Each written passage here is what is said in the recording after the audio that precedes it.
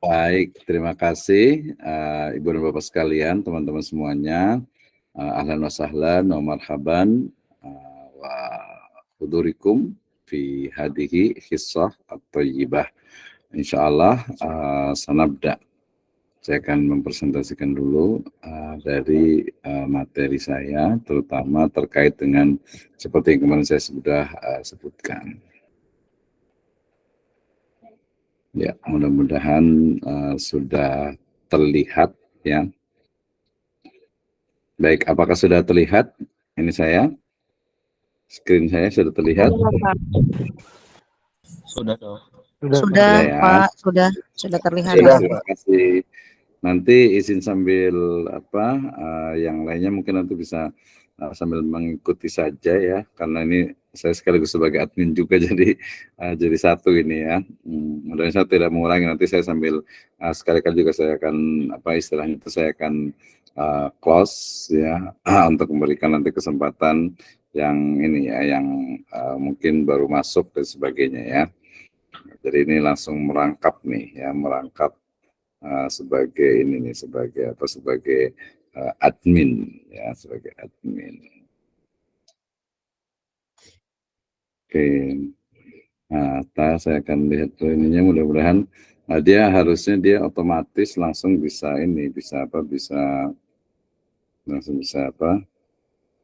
istilahnya tuh otomatis langsung keterima nih seharusnya nih. Ya, saya akan kembali dulu.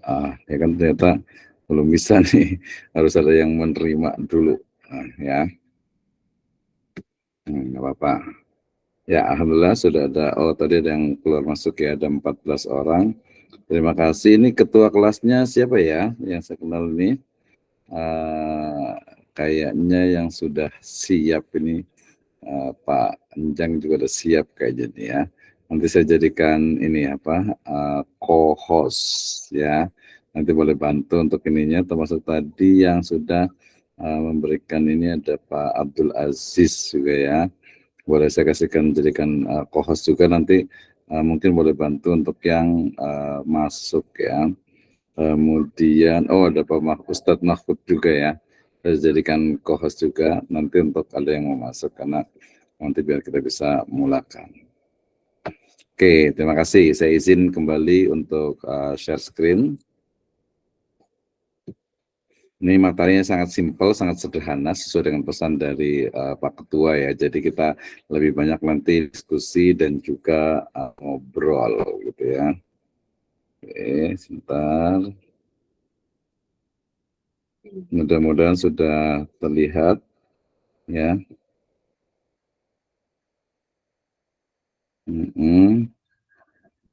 Ya, sabar sedikit, saya akan share screen kan. Oke, sekarang sudah terlihat ya? Iya, Pak. Sudah, Pak. Oke. Ya, terima kasih. Saya akan kencing. Oke. Kemudian title audience. Nah, keselamatan dulu. أشهد أن محمدا رسول الله حي على الصلاة حي على الفلاح قد قامت الصلاة قد قامت الصلاة الله أكبر الله أكبر لا إله إلا الله La ilaha illallah Muhammad Rasulullah sallallahu alaihi wasallam.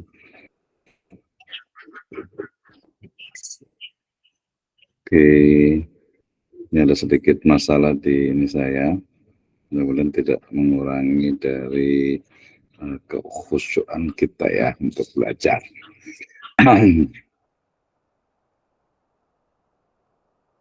Baik, terima kasih ya. Mudah-mudahan suara saya terdengar dengan baik ya, sehingga kita nanti bisa belajar ya. Ya, lebih dari 10 menit nih ya. Mohon maaf agak sedikit menginikan. Baik, saya mulakan. Bismillahirrahmanirrahim. Assalamualaikum warahmatullahi wabarakatuh. Waalaikumsalam warahmatullahi wabarakatuh. Waalaikumsalam warahmatullahi wabarakatuh. Wassalatu wassalamu ala asrafil anbiya'i wal mursalin habibana wa nabiyyana Muhammadin sallallahu alaihi wasallam wa ala alihi wa ashabihi wa man tabi'ahum bi ihsanin ila yaumiddin wa ba'd. Qala Allah Ta'ala fi kitabihil karim, a'udzu billahi minasyaitonir rajim, bismillahirrahmanirrahim. Wa anzalna ilaika dzikra litubayyana lin-nasi ma nuzzila ilaihim wa la'allahum yatafakkarun. Wa qala aidan wa la taqfu ma laysa laka bihi ilmun inna sam'a wal basara wal fuada kullu ulaika kana anhu mas'ula. Fi riwayatin rawahu Tirmidzi, man qala fil Qur'ani bi ghairi ilmin falyatabawwa maq'adahu minan nar. Amma ba'd, fa inna asdaqal hadithi kitabullah wa khairal huda huda nabiyyu sallallahu alaihi wasallam. Alhamdulillah, asyukrulillahi wahdah alladzi an'ama alaina fi hadhil lailah nastati an nastamir dirasatana fil ayat wal ahadis at-tarbawi. Aqulu lakum jazakumullahu khairan ala khudurikum fi hadhihi khissah at-tayyibah wa fi hadhihi lailah al-mubarakah. Wa insyaallah fi hadhihi lailah urid an abhas yata'allaq bi manhajut tafsir fil Quran. Ay manhajul tafsir kaifa yani nahnu nufassir ayat wa aidan al-ahadis. Lakin awalan min manhajut tafsir al-Quran al-azim. Naam, nabda yakni bi suratin Nahl kama qala Allah Ta'ala wa anzalna ilaika dzikra litubayyana lin-nasi ma nuzzila ilaihim wa la'allahum yatafakkarun. Baik, terima kasih Ibu dan Bapak sekalian, teman-teman semuanya. Selamat datang di materi atau di mata kuliah ayat dan hadis tarbawi atau pendidikan ya. Ini adalah pertemuan yang kedua dan kita akan membahas tentang ya sekilas tentang metode menafsirkan Al-Qur'an ya. Ini bagi yang sudah belajar terutama Ustadz dan Ustazah, ini kita hanya mereview dan nanti akan saya juga mungkin diskusikan terkait dengan pemahaman dari masing-masingnya gitu ya. Nah, demikian juga bagi yang baru belajar ya mungkin kita akan sama-sama mereview kembali ya, belajar kembali tentang salah satu dari ilmu yang paling penting yaitu kaifa nufassirul Quran ya, bagaimana cara atau metode menafsirkan Al-Quran. Kenapa? Karena sebelum kita membahas tentang tafsir tarbawi, tentang tafsir ya bagaimana cara menafsirkan ayat-ayat tentang pendidikan ya, maka terlebih dahulu kita mesti paham tentang metode tafsir Al-Quran ya. Saya awali dengan firman Allah Subhanahu wa taala dalam surat An-Nahl ayat ke-44 ya, di mana Allah Subhanahu wa taala berfirman, A'udzubillahi minasyaitonirrajim, wa anzalna ilaika dzikra litubayyana lin-nasi ma nuzzila ilaihim wa la'allahum yatafakkarun. Dan kami Allah Subhanahu wa taala turunkan kepadamu Al-Qur'an agar kamu itu menerangkan ya, agar engkau yaitu Nabi Muhammad SAW itu menerangkan pada umat manusia ma nuzzila ilaihim, apa yang telah diturunkan kepada mereka, wa la'allahum yatafakkarun ya, agar mereka itu memikirkan. Berarti di sini adalah Al-Quran itu sebagai apa? Sebagai penerang, huda wa nur ya, sebagai petunjuk dan juga cahaya yang menerangi bagi kehidupan umat manusia ya. Kemudian juga ya terkait dengan cara memahami dan juga menafsirkan Al-Qur'an, kita diingatkan dengan firman Allah Subhanahu wa taala dalam surat Al-Isra ayat ke-36. Allah Subhanahu wa taala berfirman, A'udzubillahi minasyaitonirrajim, wala taqfu ma laisa laka bihi ilmun. jangan ya kita itu mengikuti apa yang kita tidak mengetahui pengetahuan. Ya di sini menggunakan kata takfu artinya engkau ya. Janganlah engkau itu mengikuti apa yang engkau tidak mempunyai pengetahuan. Ya kenapa? Inna sam'a, sesungguhnya pendengaran, wal basara, dan juga penglihatan, wal fuad, dan juga hati, ulaika kana anhu mas'ula, atau kullu ulaika kana anhu mas'ula, akan dimintai pertanggungjawabannya. Ya artinya ketika kita menafsirkan Al-Quran tentu saja tidak boleh sembarangan, ya kita harus juga merujuk kepada ilmunya. Ya salah satunya adalah manhajut tafsir, metode dalam menafsirkan Al-Quran ya. Kemudian sebuah riwayat, ini riwayatnya mauquf sampai kepada salah satu sahabat Nabi, yaitu Abdullah bin Mas'ud ya, man qala fil Qur'ani bi ghairi ilm. Ya, siapa saja yang berkata, yang menafsirkan, yang menjelaskan Al-Quran tanpa ilmu, falyatabawwa maq'adahu minan nar ya, maka ia telah menyiapkan tempat duduknya di neraka. Nah, ayat ataupun hadis lebih tepatnya yang serupa adalah kama qala Rasulullah sallallahu alaihi wasallam, yang dikatakan man kadzdzaba alayya muta'ammidan falyatabawwa maq'adahu minan nar ya. Man kadzdzaba alayya, ya siapa saja yang berdusta atas namaku, ya nama Nabi sallallahu alaihi wasallam, falyatabawwa maq'adahu minan nar, maka dia telah menyiapkan tempat duduknya ya di dalam neraka. Nauzubillahi min dzalik. Maka ya ayat dan hadis ini berbicara tentang bagaimana sebenarnya menafsirkan Al-Quran. Ya harus dengan ilmu, harus sesuai dengan apa yang telah digariskan atau yang dirumuskan oleh para ulama. Naam. Ya awalan yakni labudda alaina an nafham ma huwa at-tafsir. Fil awal at-tafsir minal kalimat al-fasr ya, bimakna al-bayan. Jadi yang pertama bahwa yang disebut dengan tafsir ya dari kata-kata al-fasr itu artinya adalah bayan, penjelasan dan juga keterangan. Kenapa? Karena menerangkan dan juga mengungkapkan sesuatu yang belum jelas ya. Berarti ini adalah makna dari tafsir ya. Nah, sebagian ya kata tafsir itu juga serupa dengan al-kasyaf ya. Al-kasyaf itu artinya menyingkap ya. Maksudnya adalah ya menyingkap ataupun membuka ya dari sesuatu yang tersembunyi, terutama nanti terkait dengan ayat-ayat yang sifatnya itu tidak hanya ekstrinsik tapi juga intrinsik ya, ayat-ayat yang sifatnya itu bukan hanya eksplisit tapi juga implisit ya, jadi makna yang ada di dalam ayat tersebut. Nah, sehingga kemudian ya istilah tafsir itu adalah mengungkap dan menjelaskan makna Al-Quran yang belum jelas ya, samar dan menjadi jelas maknanya ketika ya sehingga mudah diambil hikmah, maksud dan kandungannya. Ya misalnya ketika kita berbicara tentang surat misalnya yang mudah saja ya, di surat Al-Fatihah misalnya, ya a'udzubillahi minasyaitonirrajim, bismillahirrahmanirrahim, alhamdulillahi rabbil alamin. Alhamdu ya segala pujian ya adalah lillahi bagi Allah Subhanahu wa taala, Rabb pencipta, pengatur, penguasa, al-alamin. Nah, berarti segala pujian, segala kebaikan, segala hal yang bisa mendekatkan diri kepada Allah Subhanahu wa taala ya lillahi rabbil alamin. Nah, itu yang paling mudah. Kemudian tadi adalah iqra, ya bacalah. Nah, kata-kata iqra sendiri itu maknanya sebenarnya bukan hanya iqra atau dari kata qara'a yaqra'u, bukan hanya membaca tetapi bisa juga bermakna ittabi, ya artinya ikuti, imlakan gitu. Kenapa? Karena kita tahu bahwa kata-kata ataupun kalimat iqra ya ketika turun ya asbabun nuzulnya adalah ketika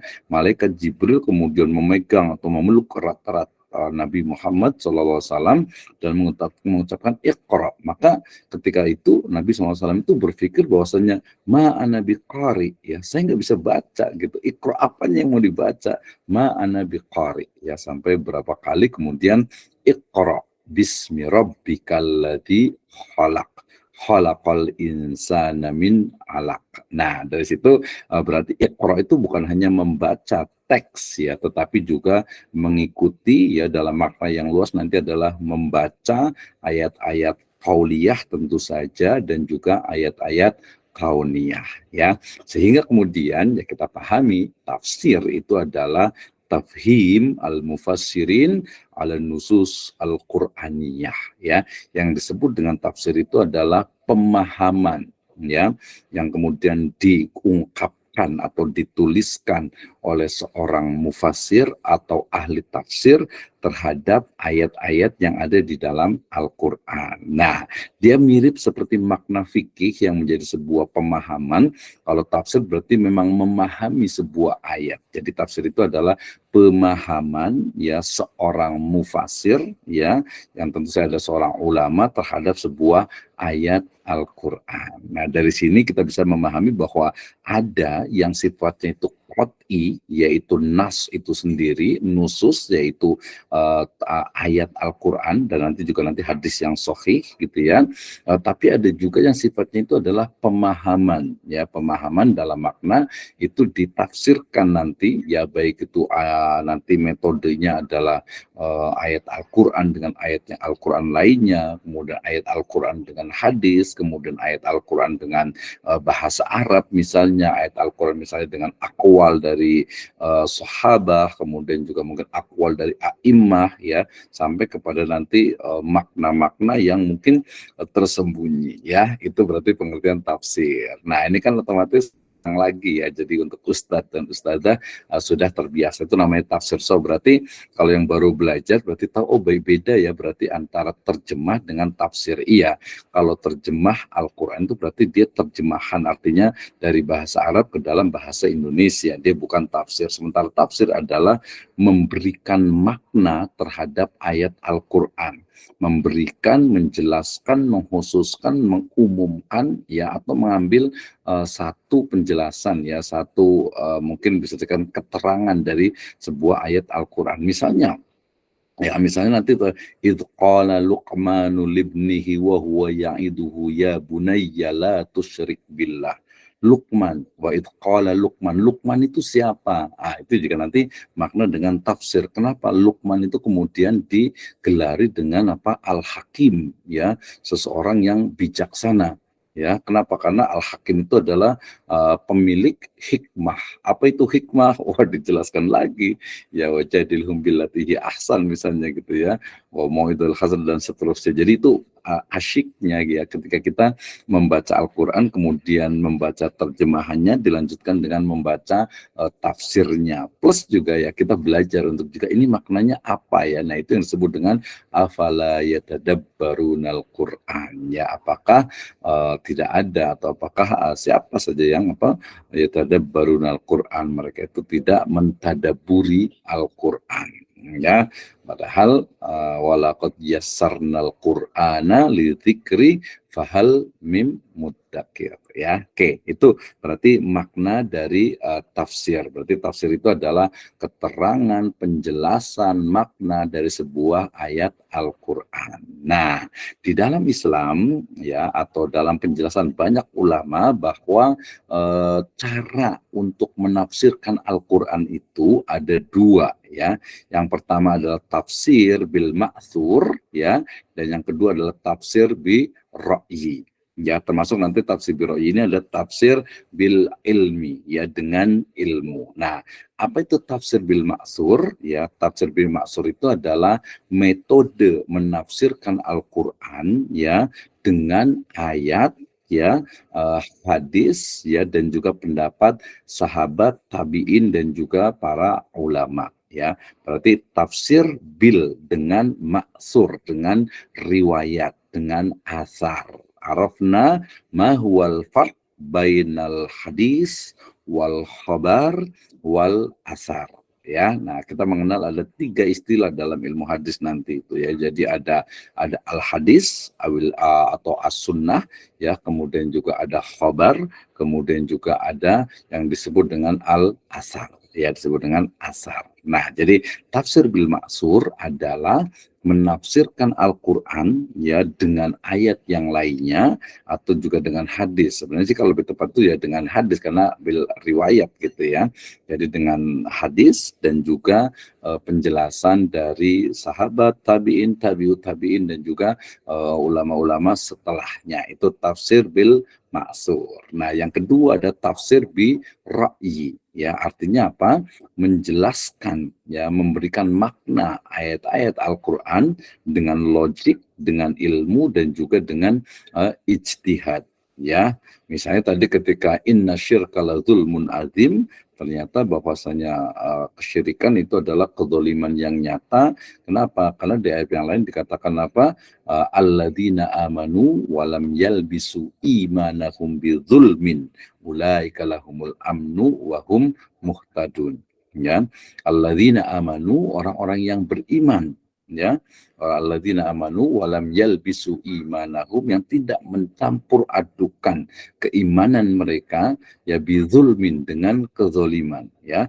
Jadi dalam asbabun nuzul ini, ayat ini, bahwa para sahabat itu merasa kesusahan ketika mengatakan orang-orang yang beriman yang tidak mencampur adukan keimanan dengan kezaliman. Ya, padahal mereka memahami bahwa ya manusia itu banyak berlaku apa? Zolumun kafar, ya, berlaku zalim. Maka kemudian ada beberapa penafsir atau mufasir yang menyebutkan bahwa az-zulmu fi hadhil ayah bimakna asyirk. Limadha? Kama qala Allah Ta'ala li fi ayatil Luqman, ya, inna syirka la zulmun azim. Tentu saja makna az-zulmu fi hadhil ayah, pada ayat ini makna zulmunya itu dia bukan hanya syirik, tetapi juga mungkin masuk juga ke dalam al-kabair, as-saghair, dan juga al-ism pada umumnya, ya. Nah, itu ya.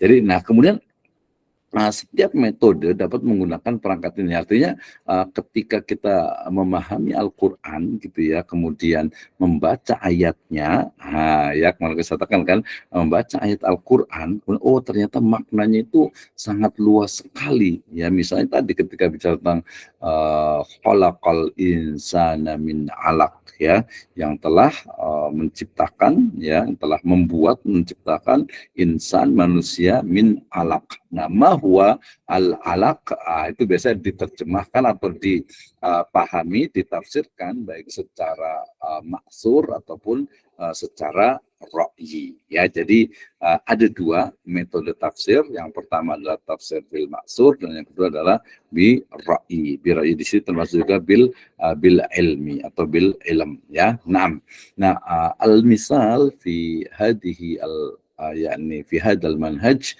ya, contoh dari tafsir bil maksur, yakni kama qala Allah Ta'ala wa kulu washrabu hatta yatabayyana lakumul khaytul abyadu minal khaytul aswad, ya, minal fajar. Ini surat Al-Baqarah ayat 187. Ya, makan dan minumlah sampai jelas kepada kalian itu, ya, benang putih dari benang yang hitam. Artinya apa nih, para sahabat itu ketika itu, ini kan riwayat tentang saum, tentang puasa gitu ya. Jadi kita itu makan dan minum di malam hari itu sampai benang putih itu terlihat berbeda dengan benang hitam, maksudnya itu kelihatan gitu ya. Nah, maka para sahabat kemudian ada yang berarti dia bawa benang nih ketika malam, ya, ketika dia santap sahur gitu ya. Nah, kemudian ini benangnya masih belum kelihatan nih, hitamnya nih, benang putih, tapi karena masih gelap jadi nggak kelihatan gitu ya.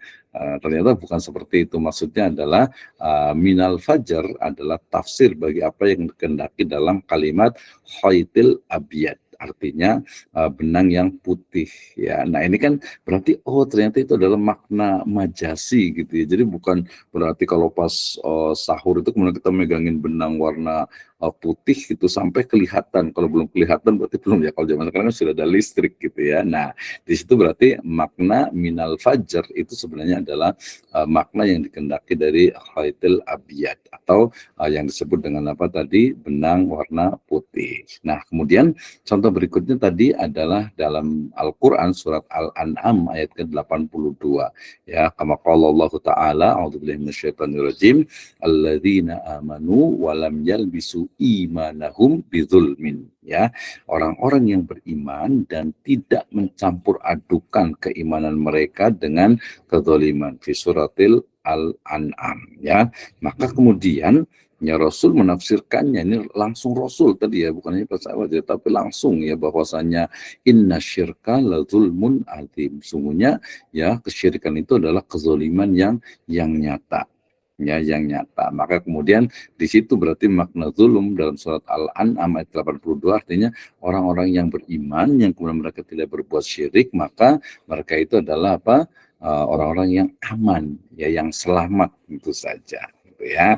Nah, kemudian contoh berikutnya juga misalnya dalam surat Al-Baqarah ke-43, aqimis shalah atau aqimus sholata wa atuz zakah warka'u ma'a raqiin, ya, dan dirikanlah salat, ya, wa atuz zakah, dan tunaikanlah zakat, dan rukuklah bersama orang-orang yang ruku. Nah, dalam konteks ini kira-kira ruku bersama orang yang ruku, ya, kalau biasanya dipahami itu adalah dengan sholat berjamaah. Jadi kata-kata ma'a di situ apakah secara fisik bersama gitu ya, warka'u ma'ar raqiin, atau dalam konteks yang ma'iyah, artinya itu dia ya sholat gitu ya.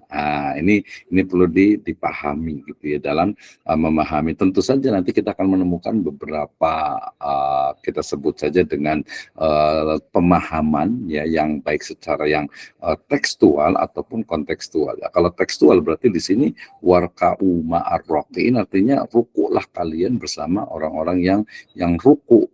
Gitu ya, artinya di situ berarti adanya secara tekstual itu adalah kewajiban untuk sholat berjamaah. Ada kata-kata perintah di situ. Nah, nanti kita lihat yang penting juga adalah ketika kita membaca Al-Quran kemudian juga tidak tersekat ya, atau tidak terhenti ya, tidak terjebak juga pada satu ayat itu saja, karena nanti banyak ayat yang mungkin bisa menjelaskan, mengkhususkan, kemudian juga menjadikan sesuatu jadi jadi umum gitu ya, dan lain sebagainya. Jadi tidak semua, misalnya juga ada kata-kata, misalnya ada dalam Al-Quran itu ada namanya disebut dengan lam nahi ya, lam yang menunjukkan larangan. Jadi misalnya la tusyrik billah, jangan berbuat syirik. Nah, la di situ bisa menunjukkan wajib, tapi bisa juga menunjukkan makruh.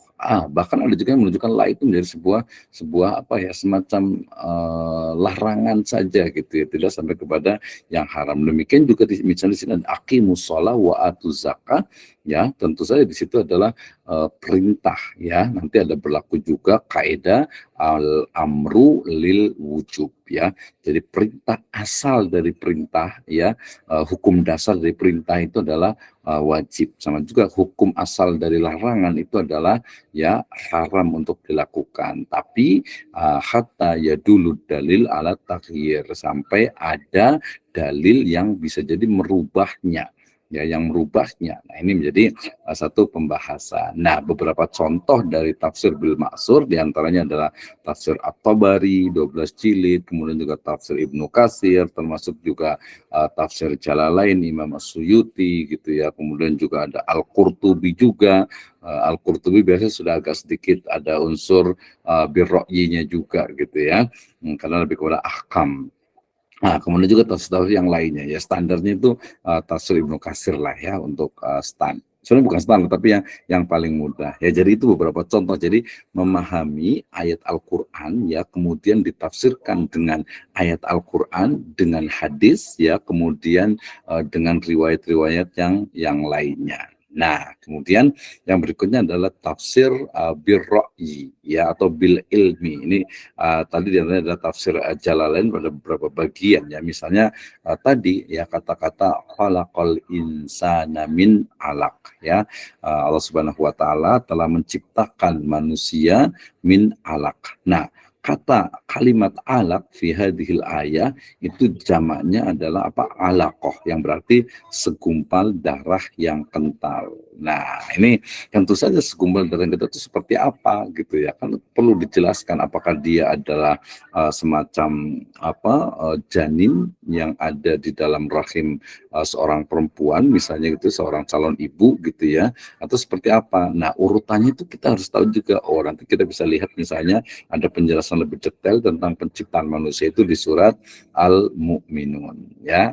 Ya tadi. Nah, kemudian beberapa contoh dari tafsir Birra'yi diantaranya adalah tafsir Al-Qurtubi ya, kemudian juga Al-Jalalain dan juga Al-Baydawi dan beberapa yang lain. Sebenarnya mereka juga menggunakan, artinya tidak 100% gitu ya, tetapi banyak menggunakan ra'yi ya, menggunakan ide, pendapat dan juga gagasan. Nah, termasuk juga kalau zaman sekarang ini adalah tafsir bil ilmi tadi ya, dengan berbagai ilmu pengetahuan. Misalnya ya, ketika kita berbicara tentang misalnya dalam surat Yasin misalnya, wasyams, dan matahari tajri fi mustaqarrillaha dzalika taqdirul azizil hakim, dan matahari tajri itu bisa berevolusi atau berrotasi, bisa berjalan di tempat, atau bisa juga betul-betul berjalan mengitari ya, fi mustaqarrillah adalah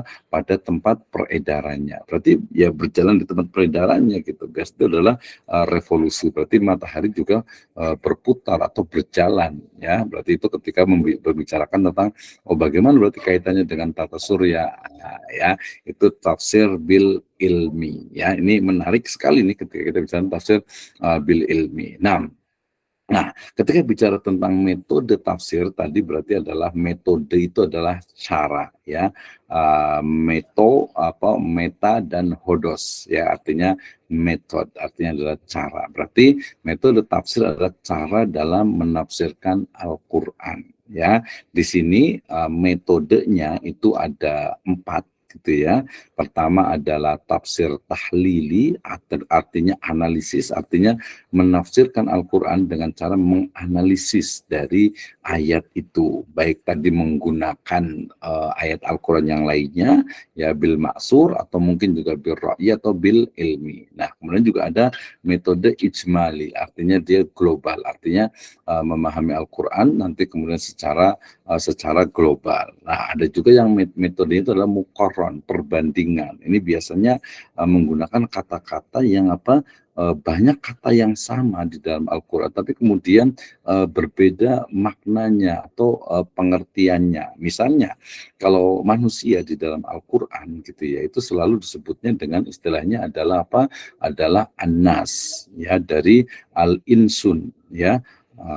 Wa ma khalaqtul jinna wal ins ya illa liya'budun. Berarti ada insun, al-insu ya, an-nas. Nah, ada juga menggunakan kata-kata al-bashar ya, kadang-kadang juga menggunakan ya bani adam khudu zinatakum inda kulli masjid wa kulu washrabu wa la tusrifu innallaha la yuhibbul musrifin ya. Jadi di dalam Al-Qur'an ketika Allah Subhanahu wa taala berfirman, terkadang menggunakan kata-kata ya ayuhan nas ya, inna khalaqnakum min dzakari wal unsa wa ja'alnakum syu'uba wa qabaila lita'arafu inna akramakum indallahi atqakum. Berarti di situ menggunakan kata-kata nas ya. Kemudian juga kadang menggunakan kata-kata bashar ya, innaka anta al-bashar ya.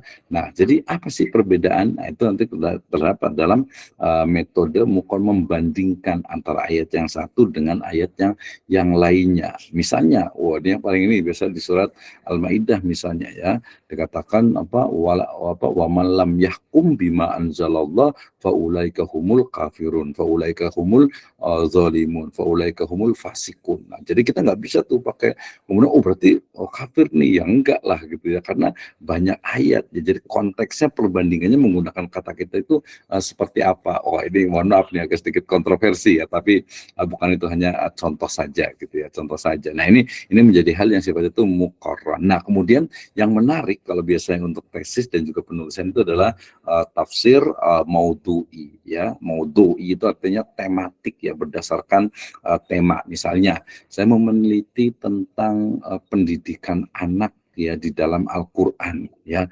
kira-kira apa saja nih? Oh tadi mulai surat Yusuf misalnya, kemudian juga surat Luqman juga misalnya ya, kemudian mungkin surat Maryam juga gitu ya. Oh berarti ada beberapa nih ya. Nah nanti kita inikan lagi, kita urutkan lagi berdasarkan mungkin usia ya, dari mulai hamil ya, melahirkan sampai remaja, sampai dewasa, sampai ya hatta asudda arba'ina sanatan misalnya gitu ya. Jadi ternyata lengkap sekali nih ya. Jadi kita di tematiknya, atau mungkin saya ingin bicara tentang tafsir ya, ini karena ini adalah program studinya adalah agama Islam, jadi nanti lebih banyak ke pendidikan gitu ya.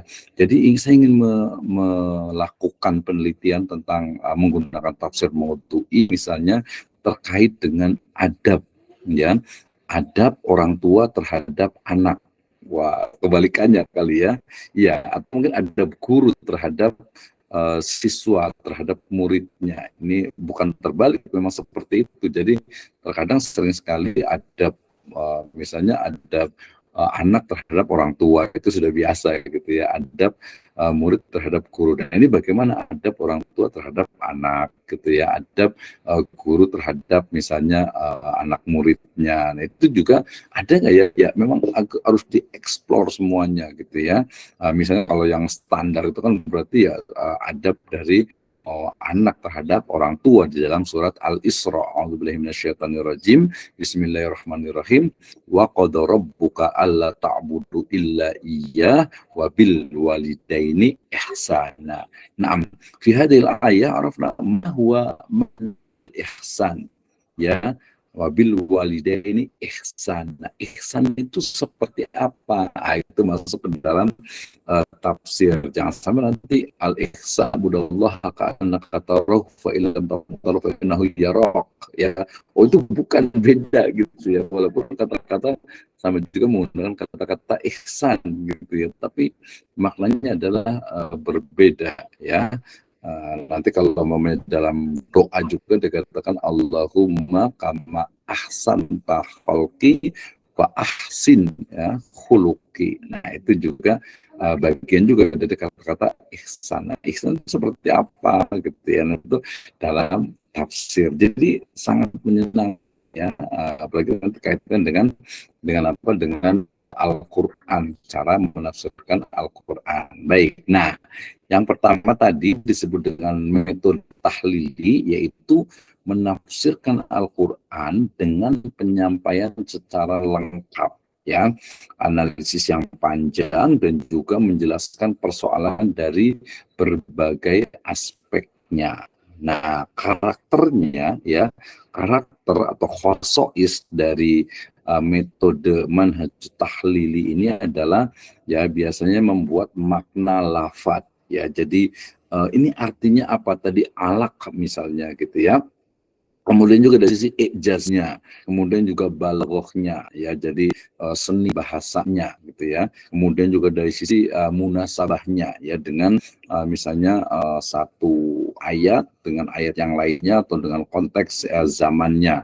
Kemudian juga asbabun nuzulnya, berarti terkait dengan asbabun nuzul ya, jadi sebab turunnya ayat itu. Nah, kadang juga menggunakan qiraat gitu ya, mungkin ada yang menggunakan alhamdulillah, ada ilhamdulillah gitu ya. Kemudian juga melihat nanti kisah-kisah Israiliyat misalnya gitu. Jadi harus dilihat nih, ini apakah ada kaitannya tidak, dan bagian-bagian yang lainnya. Nah, dari sini biasanya kalau umpamanya metode tahlili akan menemukan ya kesimpulan dari berbagai aspek, misalnya dari sisi fikih ya, kemudian juga syariat, kemudian juga akhlak, mungkin juga dari sisi keilmiannya ya, dari sisi akidah atau tauhid ya amarnya, perintahnya, nahinya, larangannya, ya kemudian wa'adnya, janji, ya ancaman dan lain sebagainya. Jadi kalau kita tahlil berarti dia betul-betul melihat dari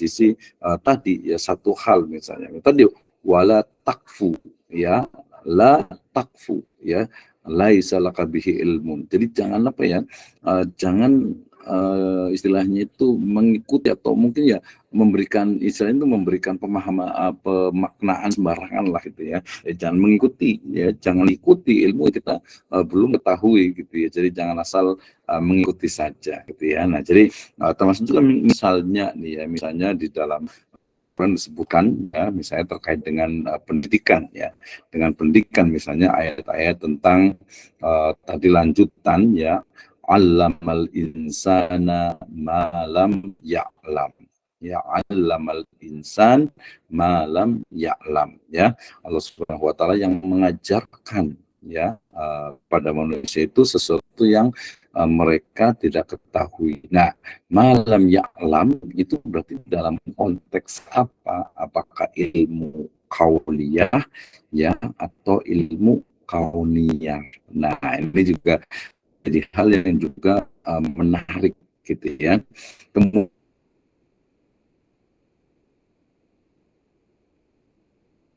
Kemudian juga banyak nih terkait dengan pendidikan kejujuran ya yang di surat Juz Amma lah yang paling gampang ya dikatakan di surat Al-Mutaffifin Bismillahirrahmanirrahim wailul lil mutaffifin. Wah, ada kata-kata wailul lil mutaffifin saja itu sudah wail.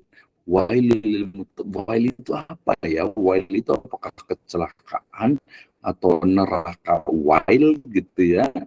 Nah itu udah masuk ke tafsir gitu ya. Jadi makna itu akan sangat banyak sekali. Dari sini sebenarnya kita akan menemukan sebenarnya berarti ketika kita membaca Al-Quran tidak hanya satu maknanya nih ya. Misalnya tadi ya yang di Al-Fatihah balik lagi Rabbul Alamin ya. Rabbil Alamin. Rob makna Rob itu apa sih gitu ya Rob ya nanti Rob bayani sogio berarti yang menciptakan yang mengelola yang memanage yang menguasai yang memiliki. Jadi makna itu dia tidak satu apalagi dalam konteks bahasa Arab dan wahyu lagi kalamullah ini dia akan lebih banyak lagi ayat gitu ya lebih banyak lagi makna. Jadi dia bukan hanya dari satu sisi saja ya. Nah itu ya. Nah terkadang ya mirip juga dengan ensiklopedia karena luasnya pembahasan tadi. Jadi satu kata nanti kita bisa diskusi ya. Kita bisa diskusi tentang banyak sekali ayat Al-Qur'an ya terkait dengan pendidikan termasuk juga mungkin secara umum banyak hal gitu ya. Banyak hal gitu ya. Misalnya tadi kata-kata di Luqman surat Luqman misalnya ya bunaya. Kenapa dia menggunakan kata-kata ya bunai gitu ya. Dan kenapa seperti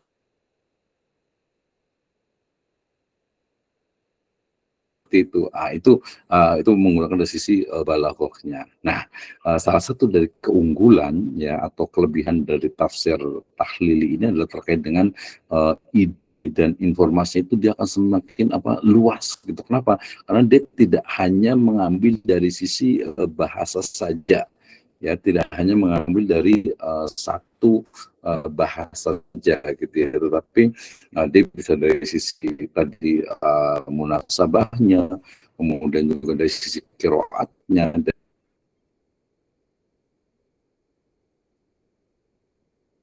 dari sisi balaghahnya ya, kemudian dari sisi juga mungkin asbabun nusulnya.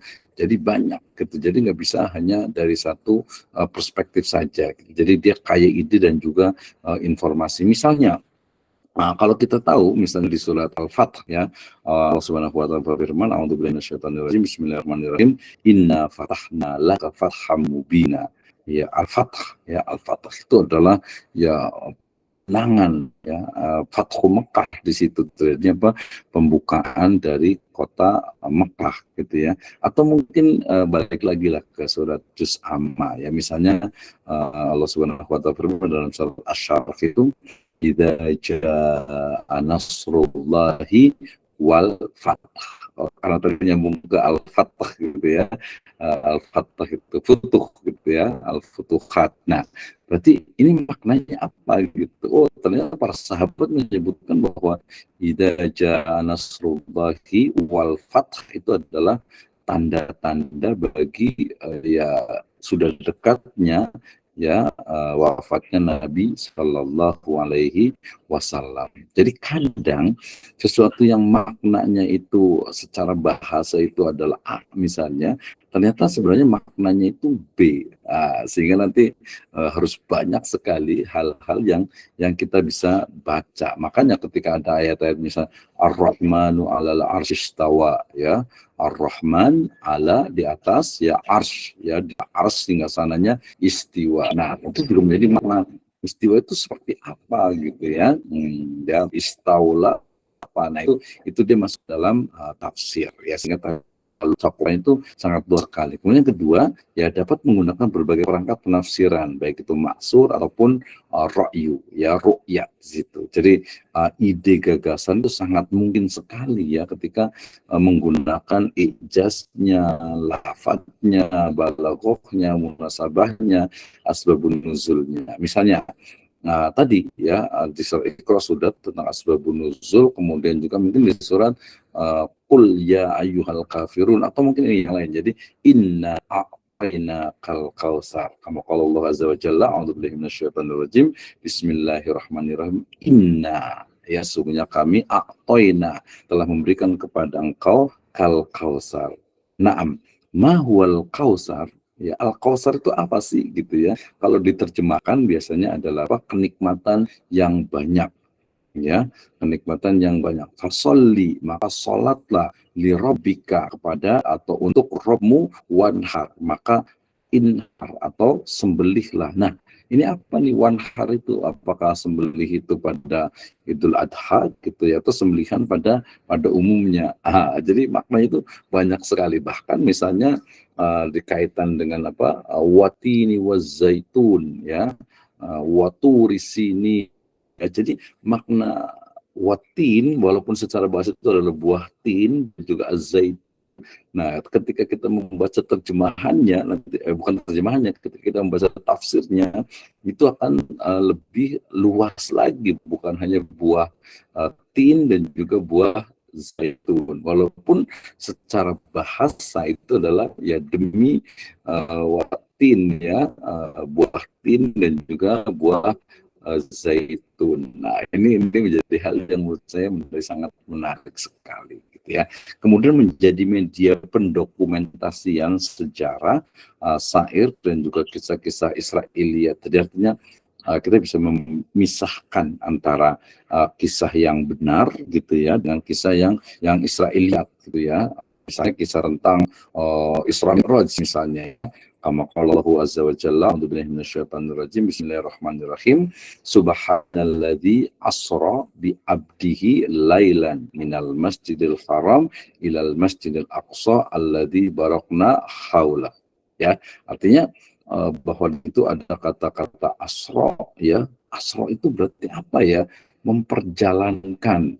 Kalau memperjalankan kan berarti mungkin ya kalau secara bahasa itu ya berarti memperjalankan itu menjalankan, sama seperti kita mungkin pegang apa namanya boneka misalnya, kemudian kita pegang suruh jalan gitu ya, menjalankan gitu ya, atau mungkin seperti mobil menjalankan juga ya asra. Tapi maknanya sebenarnya bukan hanya itu gitu ya, bisa jadi di situ justru muncul beberapa Israiliyat tentang misalnya mitos tentang buruk misalnya ya, buruk itu seperti apa gitu ya, maka muncullah di-image-kan seperti kuda gitu ya, kemudian sampai mukanya atau kepalanya adalah seorang perempuan. Itu adalah hasil dari Israiliyat gitu ya. Nah, seperti apa asal di situ sampai makna lailan saja gitu. Alam itu seperti apa? Kan udah kita bahas ya. Lailan itu seperti apa? Nah, itu juga menjadi sebuah hal yang akan memang memperkaya dari makna yang ada di dalam Al-Quran. Nah, ada beberapa kelemahannya, memang kadang pembahasan itu parsial. Kenapa? Karena memang dia kan satu tema, satu topik, tapi ini sebenarnya bisa diatasi juga. Jadi satu tema bisa terdapat di beberapa ayat. Jadi nanti bedanya dengan yang berikutnya yang mau. Jadi tahlil ini lebih kepada cara menafsirkan Al-Quran ya ayat demi ayat ya tanpa melihat yang lainnya. Ini secara apa istilahnya itu spesifiknya. Ya nanti kalau praktek tentu saja pasti dikaitkan dengan ayat yang lainnya. Kemudian penafsiran bersifat subjektif ya memang hampir ya rata-rata itu bahwa tafsir itu ya subjektif. Nah, tetapi kemudian subjektif itu sesuai dengan background dari latar belakang. Makanya tadi nggak boleh sembarangan menafsirkan Al-Quran, tapi juga tidak kemudian menganggap bahwasanya tafsir itu hanya untuk para mufasir, tidak juga, karena ada beberapa juga yang memang kita mestinya dipahami. Walaqad yassarnal Qur'ana lidzikri fahal mim mudzakir gitu. Jadi bukan hanya ini saja sebenarnya, apalagi kita di sini adalah mahasiswa di level master dan juga ini adalah para ustadz dan ustazah. Ya, kemudian juga tadi ada juga memang kelemahannya itu dia tidak fokus dalam satu pembahasan secara tuntas ya, karena memang dia satu hadis itu saja itu kelemahan, sehingga kemudian ketika membahas ayat itu saja itu, makanya kemudian ketika kita membahas satu ayat sebaiknya tadi ya dikaitkan dengan ayat yang lainnya, ada nggak nih gitu ya. Misalnya kalau kita hanya membaca aqimis sholata liduluki syamsi ila ghasaqil lail wa qur'anal fajr inna qur'anal fajr kana masyhura. Qur'anal fajr itu apa? Yang membahas ketika sholat subuh hari itu matahari itu sampai ke malam gitu, misalnya itu ada dua disebut dengan sholatul bard gitu ya.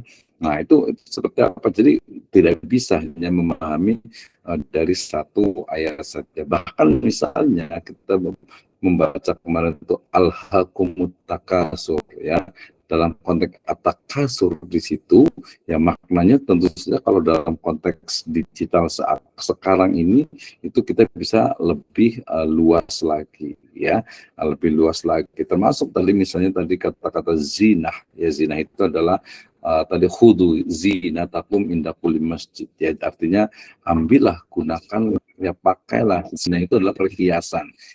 Zinatakum perhiasan itu inda kulli masjid, ketika ya inda kulli masjid, ketika masjid ya, ketika memasuki masjid, ketika berangkat ke masjid, atau yang lebih tepat ketika melaksanakan sholat. Jadi kalau kita sholat itu pakai baju yang rapi, pakai baju yang bagus ya, kemudian juga bersih tentu saja yang tamak. Itu ya, jadi banyak sekali ini kita bisa diskusi tentang hal ini. Nah kemudian yang berikutnya adalah tafsir ijmali, tadi yang sifatnya itu adalah global ya.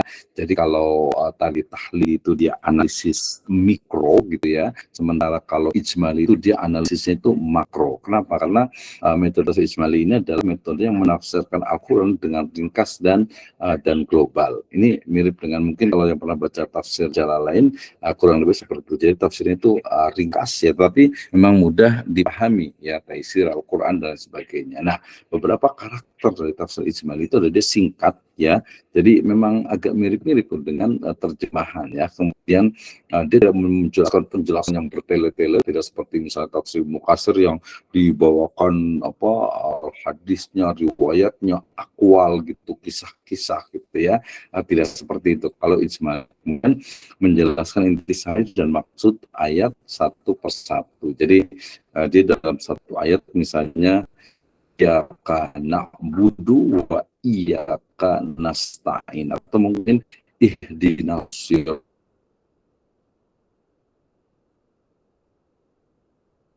siratal mustaqim ya, tunjukilah kami kepada siratal mustaqim ya. Siratal mustaqim itu apa? Tadi tafsir lagi kan, siratal mustaqim itu apa ya? Sirat al mustaqim berarti jalan yang lurus. Jalan yang lurus itu seperti apa? Ya tinggal baca ayat berikutnya aja, siratal ladzina an'amta alaihim ya. Jadi sirat jalan yang itu yang ditempuh oleh an'amta alaihim, orang-orang yang diberikan nikmat ya, diberikan oleh Allah Subhanahu wa taala kenikmatan, ghairil, bukan orang-orang yang maghdub ya, yang dimurkai, dan juga bukan jalannya orang-orang yang dolin. Nah maghdub itu siapa, dolin itu siapa, itu adalah tafsir, ya, tafsir. Jadi perlu dipahami itu, ya. Oke, kemudian biasanya juga tadi sisi penyajiannya itu dia adalah urutan dari mushaf 30 juz. Wah, ini luar biasa sekali nih, ya. Ini saya ambilkan juga, ini nanti namanya itu tafsir ini ya, tafsir maudhu'i ini sebenarnya, karena dia Al-Quran Asy-Syariah, ya. Al-Quran Asy-Syariah, misalnya saya buka misalnya nih, ya, dalam surat ini Ghafir ayat ke-61, ya. Allah Subhanahu wa taala berfirman, a'udzubillahi minasyaitonir rajim. Allahul ladzi ja'ala lakumul laila litaskunu fiha wan nahara mubsira.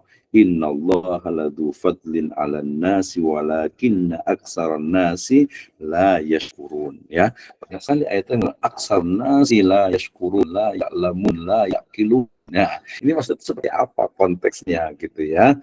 Belum lagi nanti kata-kata yang menunjukkan tentang tadi misalnya itu Allah Subhanahu wa taala telah menjadikan bagi kalian lail litaskunu, ya, menjadikan apa, malam itu sebagai apa, sebagai waktu untuk apa, beristirahat, ya. Ini di surat Ghafir ayat ke 60 gitu, ya, 60, ya. Jadi artinya bahwasanya itu untuk istirahat, ya. Tapi litas kunufiat, tapi kalau zaman sekarang kan kita malam juga masih belajar nih, ya, itu berarti ya nggak mesti juga, ya. Hukum masalahnya malam itu memang untuk istirahat, tapi kemudian untuk belajar mungkin ada banyak juga yang bekerja gitu, ya. Nah, itu tentu saja ada istisnanya, ya. Jadi nggak bisa tuh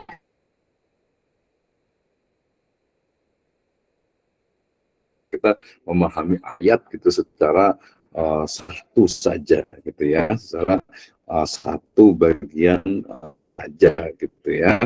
Nah, ini juga misalnya di surat ini apa, Ar-Ra'd dikatakan, ya, saya bacakan, a'udzubillahi minasyaitonir rajim, bismillahirrahmanirrahim, alif lam mim ra, tilka ayatul kitab alladzi unzila ilaika min rabbikal haqqu walakinna aktsarun nasi la yu'minun. Oh, sama juga nih, ya, aksarun nas la yu'min. Jadi kebanyakan itu tidak beriman, tidak bersyukur, tidak mengetahui gitu, ya.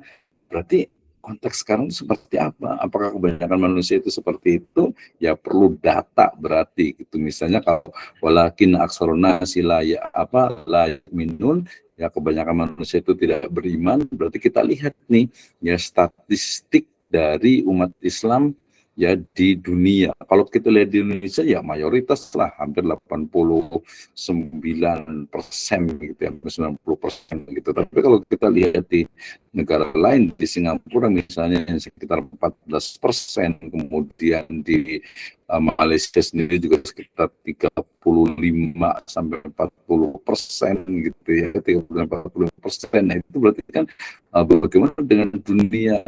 Itu berarti tafsir apa, ya, bil gitu, ya, bil ilmi tentu saja, dengan ilmu gitu, ya. Jadi nggak bisa hanya melihat dari satu ayat saja. Nah, kemudian kelemahan dari tafsir Ismaili ini biasanya memang pembaca bisa langsung memahami maksud ayat gitu, ya. Jadi dia keunggulannya, ya, kemudian juga praktis, kemudian informasi terbatas. Jadi kalau kekurangan itu dia lebih kepada informasi itu terbatas, sehingga memahami latar belakang kesimpulan makna itu tidak secara detail, ya. Kemudian juga pemahaman karena dia tidak detail sampai ke dalamnya, ya. Nah, ini juga menjadi biasanya ayat-ayat yang sifatnya itu muqatta'ah, ya, kalimatul muqatta'ah, misalnya alif lam mim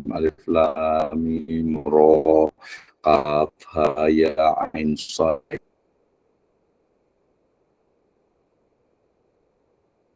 itu sebenarnya udah di luar ya, tapi artinya itu memahami itu ya. Misalnya nun wal qalami wa ma yasturun ya, demi kolam, pena. Apakah kolam itu pena?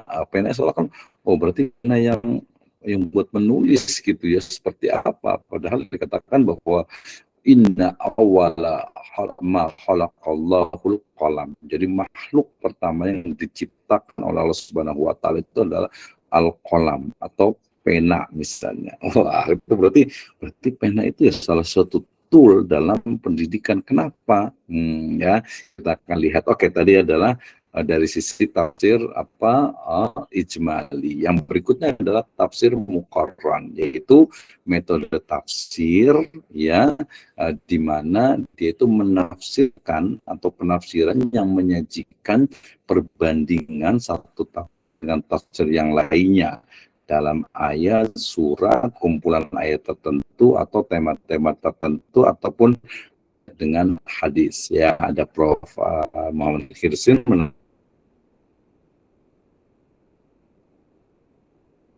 menambahkan bahwa bisa saja dibandingkan adalah kitab suci agama lain nih agak sedikit ini. Jadi ada muqarron, perbandingan, misalnya tentang model pendidikan, misalnya tentang materi pendidikan, misalnya tentang model pembelajaran gitu ya. Nah, jadi itu yang pasti sih kalau saya lebih cenderung yang pertama, yaitu bahwa metode tafsir muqarron itu adalah menafsirkan ya satu ayat dengan ayat yang lainnya ya. Dengan ayat yang lainnya banyak sekali ya, artinya satu ayat yang ini menunjukkan misalnya wajib gitu ya, tapi ayat itu yang menunjukkan hanya sebuah istilahnya itu sebuah anjuran misalnya gitu ya. Misalnya ketika perintah untuk sholat tahajud misalnya ya, dikatakan wa minal laili fatahajjat bihi nafilah. Nah, di situ kan menggunakan kata-kata nafilah gitu ya. Nafilah talaka asa ayyab asa rabbuka maqamam mahmuda. Maqamam mahmuda ya, seperti apa itu kita bandingkan dengan maqam mahmuda di ayat yang lainnya. Itu mungkin tadi dengan fatahajjat ya, menggunakan kata-kata tahajjud. Nah, jadi muqarrin dia membandingkan terutama dengan ayat yang sama dengan makna yang sama ya, makna yang sama. Misalnya kata kalau kufur terlalu ini ya, misalnya kata-kata munafik misalnya ya, kata munafik misalnya. Munafik itu ternyata ketika membaca di situ ada yang etikodi, ada yang munafiknya adalah amali atau amal gitu ya. Jadi dia munafik yang sifatnya itu keyakinan, etikodi ya, ada juga sifatnya itu adalah munafik secara amal. Jadi kita bisa lebih meluaskan dari keilmuan yang ada. Nah, karakteristik dari metode tafsir muqarron ini, perbandingan ini biasanya memuat sebuah perbandingan ayat, surat, dan tema serta kumpulan ayat tertentu ya, ayat tertentu. Misalnya kita ingin tahu apa sih karakter utama dari ayat-ayat yang turun di Mekah dengan Makkiyah dengan ayat-ayat yang turun di Madinah atau Madaniyah ya. Nah, itu ya. Jadi kita lihat kemudian juga misalnya berita ataupun ayat Al-Quran yang berbicara tentang alam semesta misalnya. Ya, kita bandingkan antara ayat yang satu dengan ayat yang lainnya. Ini juga di surat Ar-Rahman ya, Ar-Rahman 'allamal Qur'an, khalaqal insan 'allamahul bayan, asy-syamsu wal qamar, dan seterusnya gitu ya. Itu banyak sekali sama gitu, tapi sebenarnya belakang itu dia berbeda gitu ya, karena ada konteks dari ayat sebelumnya atau setelahnya itu akan sangat berbeda, sehingga kita tidak bisa kemudian memahami hanya dari satu ayat saja. Perlu ada perbandingan, perlu ada disandingkan gitu ya. Nah, kemudian dapat menyajikan tema-tema tertentu atau maudhu'i, ya nanti yang berikutnya yang paling banyak digunakan. Nah, kelebihannya dia bisa mengetahui keunggulan dan kekurangan sebuah penafsiran secara langsung. Ini bisa jadi kalau kita bandingkan antara tafsirnya Ibnu Katsir gitu ya dengan Jalain misalnya, atau mungkin tafsir dengan misalnya tafsir yang Aisar Tafsir misalnya, atau mungkin dengan tafsir yang mungkin Al-Misbah misalnya, atau juga mungkin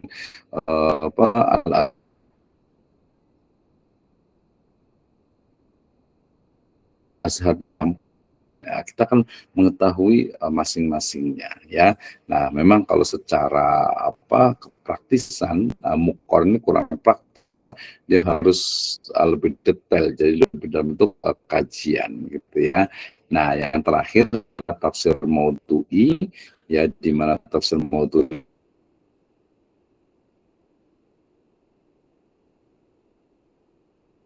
ini adalah tafsir tematik ya. Jadi dalam membahas satu pembahasan, satu tema, atau mengumpulkan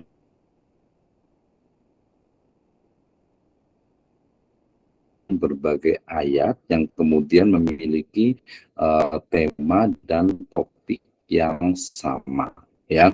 Misalnya kalau saya ingin mencari makna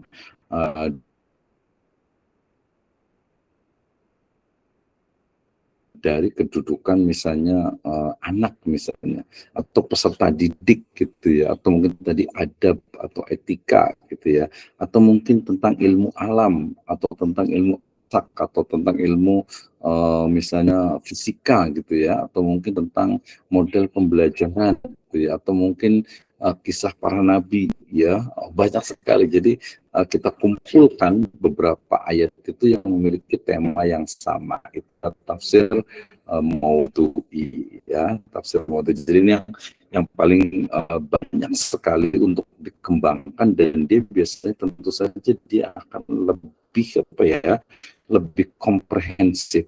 Kenapa? Karena dia itu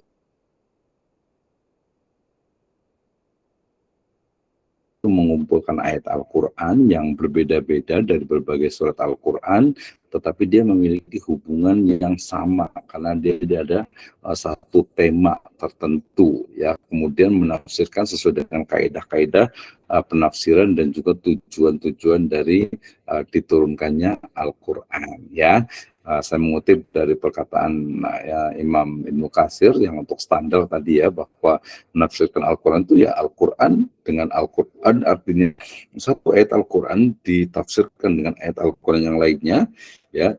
Kemudian kalau tidak ada dengan hadis ya, kemudian juga dengan khobar atau asar, kemudian dengan akwal sahabat, tabi'in, kemudian dengan akwal dari misalnya a'immah ya, para ulama gitu. Misalnya ya, kalau di surat An-Nisa misalnya ayat ke-29 ya, Allah Subhanahu wa taala berfirman, a'udzubillahi minasyaitonir rajim, ya ayyuhalladzina amanu taqulu amwalakum bainakum bil batil illa takuna tijaratan antarodin minkum wala taqtulu anfusakum ya. Jangan kalian membunuh diri-diri. Maksudnya apa nih? Wala taqtulu anfusakum, apakah dia berdiri sendiri yang merupakan larangan untuk bunuh diri, atau ada korelasinya dengan ayat sebelumnya, wala taqulu amwalakum bainakum bil batil. Nah, gitu. Termasuk juga ya ayat misalnya tadi di surat An-Nisa 29 ini juga sama. Kalau yang An-Nisa itu adalah ya ayyuhalladzina amanu la taqulu amwalakum bainakum bil batil. Kalau di surat Al-Baqarah ayat 186 gitu ya, itu tentang wala taqulu amwalakum bainakum bil batil. Jadi kata-kata sama. Makanya kalau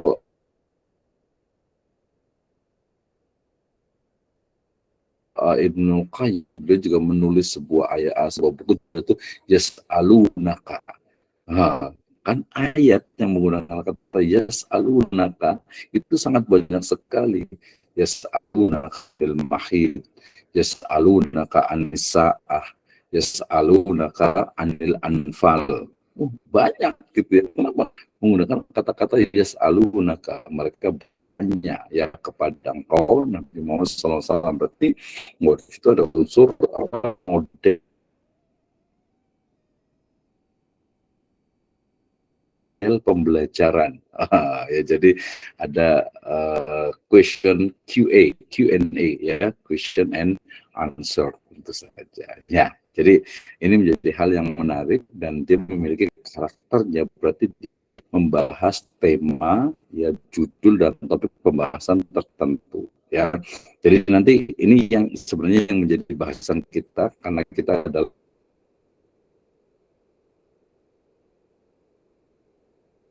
ayat hadis ya tarbawi, berarti masuk ke dalam, kalau hadisnya adalah ayatnya adalah tafsir maudhu'i, kalau hadisnya adalah hadis maudhu'i ya. Jadi dia tidak mengikuti tertib dari mushaf gitu ya, tidak mengikuti tertib dari mushaf, tetapi dia berdasarkan maudhu'nya atau topiknya. Nah, kemudian uraian bisa dengan perangkat bil ma'sur atau birro'yi ya. Misalnya kita ingin tahu tentang bagaimana sih sebenarnya cara metode ya dalam mendisiplinkan anak gitu ya, dalam mendisiplinkan anak ya, atau dalam mendisiplinkan ya peserta didik misalnya. Ada nggak ayatnya nih tentang kedisiplinan, baik itu yang eksplisit ataupun juga implisit ya. Nah, demikian juga kita ingin tahu tentang bagaimana sebenarnya cara ya, misalnya itu untuk memberikan hadiah ya kepada anak gitu ya. Tadi ada reward ya, juga ada punishment. Atau mungkin kita ingin tahu sebenarnya yang diajarkan untuk anak itu apakah tadi hanya perkataan Luqman saja, atau mungkin ada yang lainnya gitu ya. Luqman al-Hakim tadi itu ya bunayya la tusyrik billah inna syirka adzim gitu ya. Atau mungkin juga di surat Al-Mu'minun ya seperti apa gitu ya. Nah, itu kita bisa gunakan maudhu'i. Jadi misalnya ini kita mau kritik tentang materi-materi dalam pendidikan agama Islam.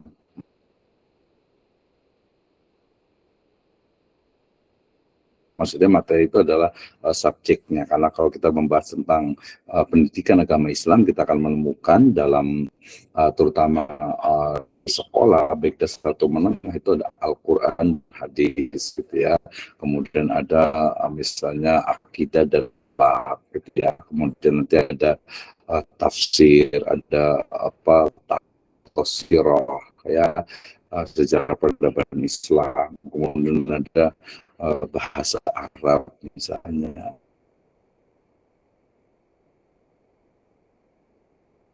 Nah, itu menjadi hal yang menurut saya juga menarik untuk kita kaji ya berdasarkan tafsir maudhu'i ya. Jadi nanti masing-masing kita akan kasih challenge ya. Jadi tadi keunggulannya dia membahas secara tuntas, mendalam dan tajam, karena dia fokus bahasa ayat ini, kemudian di surat ini, kemudian juga di Makiyah atau Madaniyah gitu ya. Nah, itu kemudian juga tapi memang dia perlu istilahnya itu keilmuan dan juga waktu yang lebih, sehingga memang kurang praktis ya, karena harus membaca banyak. Misalnya saya membuat tulisan juga tentang tafsir tentang harta, tentang al-fitrah, kemudian juga al-fulus ya, al-nuqud gitu ya. Nah, kullu syai'in lahu qimatin. Ya, kalau seperti bicara di ekonomi dalam misalnya pendidikan ya di ruang pendidikan Islam kita menemukan orangnya misalnya tadi harus bicara antara siswa murid dengan mahasiswa berperguruan tinggi disebutnya itu dosen gitu ya, bukan guru gitu ya. Walaupun beberapa tempat di Malaysia itu biasanya kalau memanggil, karena di Malaysia itu nggak ada namanya dosen gitu, katanya lecturer ataupun syarah ya, jadi mufasir syarah gitu ya, menjelaskan topik yang ada. Nah, jadi beberapa contoh dari Al-Quran misalnya Allah Subhanahu wa taala in tansurullaha yansurkum wa yusabbit aqdamakum. Nah,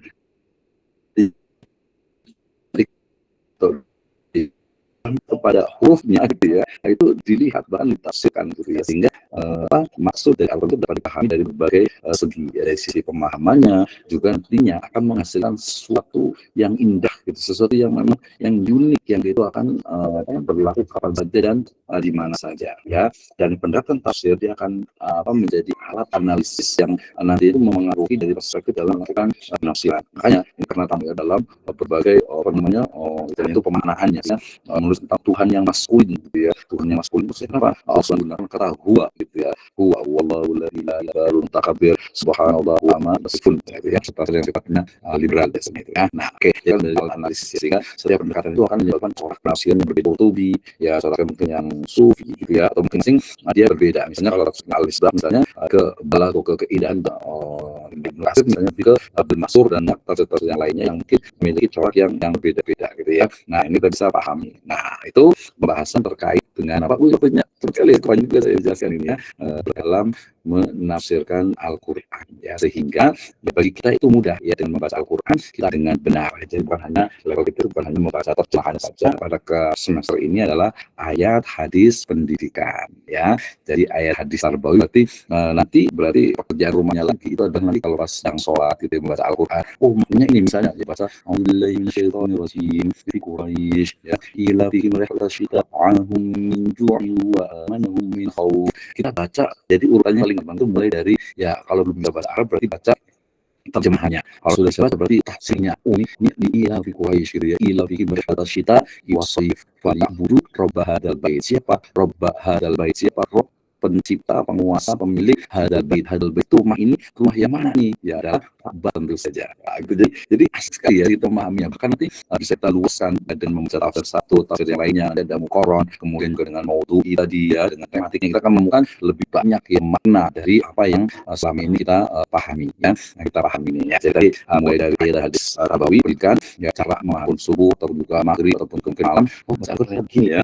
Nah, misalnya dalam surat di sini surat Al-An'am ayat ke-87 ya Alhamdulillah bismillahirrahmanirrahim wa min abaihim wa dzurriyyatihim wa ikhwanihim wa jaraina 87 ini ada kata siratal mustaqim ya, siratal mustaqim itu sebenarnya jadi banyak sekali hal. Nah, masih ada diskusi ini ya, habis diskusi yang mau bertanya ya atau mungkin yang ingin ditanya boleh juga nih ya. Jadi nanti kalau metode pembelajar saya inginnya itu walaupun ini dilakukan secara online ya namanya itu daring gitu ya, dalam jaringan, tapi saya inginnya semuanya juga aktif gitu ya. Jadi nanti boleh saya tanya gitu ya untuk memastikan ya, misalnya siapa nih secara acak nih, coba ada yang mau bertanya atau saya tanya ya. Jadi kalau boleh disimpulkan ya sambil menunggu ada yang bertanya atau yang ditanya ini bahwa dalam mata kuliah ayat hadis tarbawi atau ayat hadis pendidikan, kita yang pertama yang malam ini adalah harus memahami cara ya untuk menafsirkan Al-Quran ya, metode dalam menafsirkan Al-Quran ya. Kita tadi sudah temukan bahwasanya ada dua jenis dalam menafsirkan Al-Quran. Yang pertama adalah tafsir bil maksur, yaitu menafsirkan Al-Quran dengan ayat Al-Quran yang lainnya, kemudian dengan hadis, kemudian dengan pendapat para sahabat, tabi'in, tabi'ut tabi'in, para imam dan juga mufassir yang lainnya ya. Kemudian ada yang kedua yaitu tafsir bil ro'i ya, tafsir bil ilmi, tafsir dengan apa?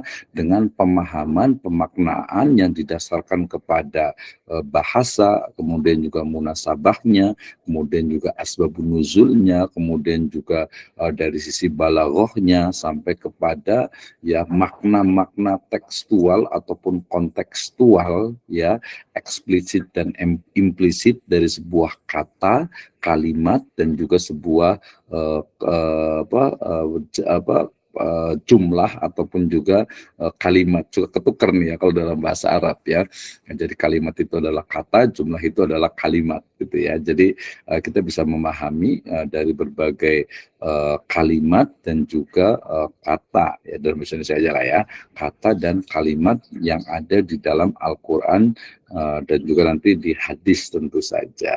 Nah, kita sudah temukan itu di mata kuliah pada malam hari ini, sehingga dari sekarang ketika kita membaca Al-Quran maka pahami dulu tadi ya tentang ayat yang lainnya, hadis, aqwal sahabat tabiin, tabiin, kemudian juga ulama dan juga mufassir.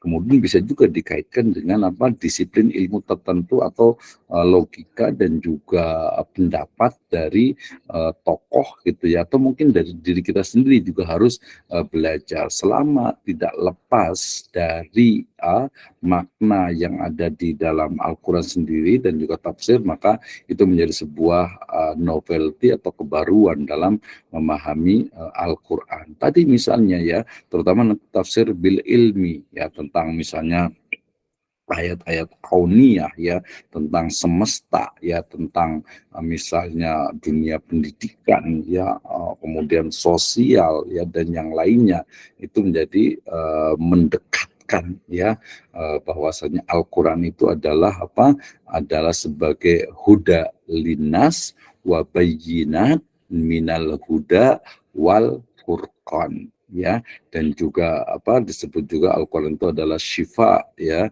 dan juga disebut juga dengan al-dzikr ya. Al-dzikr artinya mengingatkan kita. Oke, baik. Masih ada waktu, saya berikan kesempatan untuk yang mau bertanya ya, yang sudah open kamera boleh juga. Dan saya sangat bangga sekali, ini tadi mohon maaf mungkin materi saya agak terlalu panjang gitu ya. Ke depan mungkin nanti saya akan batasi sehingga saya akan banyak bisa bertanya terkait dengan berbagai hal. Oke, mungkin ada yang mau bertanya, saya persilahkan, saya kasih waktunya. Oh, ada Ibu Nur Komaria Alimatus Sa'diyah. Tafadholi, silahkan Ibu. Nanti ada setelah itu ada Pak Alvin ya, silakan. Di luar tema, Nggak apa ya, boleh, nggak apa-apa. kan saya pernah dengar nih bahwa dalam mendidik anak itu apabila anak tidak sholat itu boleh dipukul. Nah, sementara sekarang kan ada kayak hak asasi perlindungan anak. Nah, kenapa? Karena di berita waktu itu guru yang mengingatkan anak untuk sholat aja itu didenda. Nah, itu aja. Makasih.